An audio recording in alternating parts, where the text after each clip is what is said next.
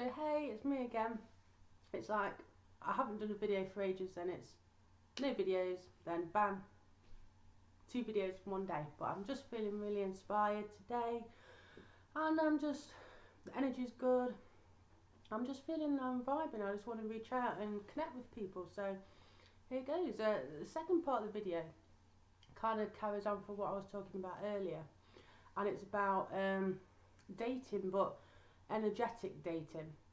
Now, you may have heard of this before, we may not have, but in relationships there's always like a yin and a yang, and there's different energies, masculine and feminine energy. It doesn't mean that you have to be male or female, so it can mean same-sex relationships as well, and any kind of relationship really. But in order for there to be attraction, to be a spark, there has to be a difference. There has to be, they can't be the same energy, because then there's no attraction. So there has to be a yin and a yang, a male and a feminine energy and a masculine energy personality. So there's a really good book about this. A lady who I follow on YouTube called Clair Summers, she's done a book on this, which I bought, and it's fantastic. And I kind of always knew about this, and I kind of figured it out in my own relationships personally, and then Claire actually puts it into the book and explains it and what it means. So I'll put the link down in the description if you want to go and check that out. It's up to you, and see how you feel about that. But I found it was really, really interesting and a good insight into kind of dating from an energetic point of view. So what I mean by that is, kind of things can be kind of surface level. So I found that when I was on the apps, on the online dating, you kind of reaching out, meeting people, well, trying to start a conversation essentially, and letting people know, viewing their profile, letting them know that you're attracted to them to begin with, and then just seeing what they're interested in, and maybe reaching out, trying to start a conversation. But I found that was kind of making me feel drained and kind of desperate almost, and I was kind of very forward and trying to initiate all the time. And I found that I was kind of approaching situations from that sense, and it wasn't making me feel very good about myself, and it wasn't doing very good for my self-worth. So now I kind of take a step back, I get on with my life and do the things that I love, that I'm interested in. I live my life for myself, so I plan to live where I want to live. I plan to do the job that I want to do. I plan to travel to the places I want to go, and live the lifestyle that I want, that I'm passionate about and that I love. And if I can get all of those things in my life in order, then I feel that the right person will come along and fit into that life, rather than before, where I was making the mistake of fitting my life around somebody else and trying to justify that and that relationship, and trying to kind of set my goals and dreams around somebody else. So I ended up living where I didn't really want to particularly live. I wasn't really passionate about that place. I had plans and holidays and things, but I wasn't living the life that I wanted to live. So firstly, if you're just going for a breakup, you're recently single, I would recommend sorting your life out first, putting yourself first, getting the job you've always wanted to get. If you haven't got that, look into ways that you can get into the field that you want to go into, maybe doing a course, an online course, a workshop, anything, just something that you're passionate about, that you're interested in. Just do that and live the life that you've always wanted to.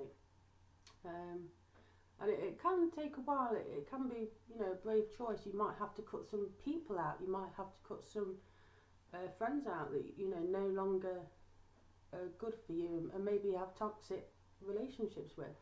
You may have to change jobs. You may have to change location and then rethink things. So once you've done that, I was just feeling that I was kind of approaching dating from a very like level, and I like this saying where it's life happens while you're planning things. So I feel like you can go on dates and you can do these kind of superficial things, and you know, everybody, you know, go for a drink, that's kind of date that you would do, kind of, it's kind of very like you've seen it in a movie, or you know that that's what you're supposed to do, so you reach out to these people and it's not really a real genuine connection.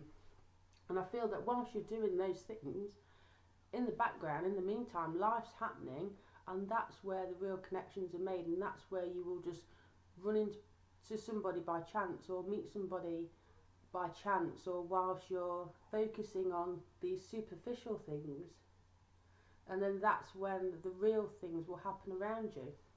And that's where I'm kind of trying to approach dating from now for myself.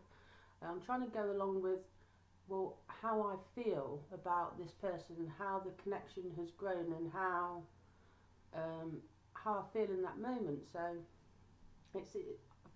for me, I would like to meet somebody in person rather than online. I know that everybody, you know, it's different for everybody.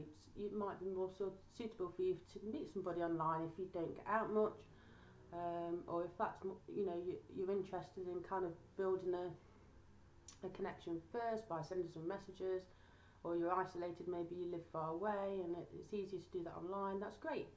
But yeah, I think kind of just going with the flow and seeing how things unfold naturally, rather than trying to force something or pursue it, and just feeling that energetically around that, and seeing where it goes. So it's interesting. I'm going to start, I'm not experimenting, but I'm going to just go with that and see how that feels. I'm not sure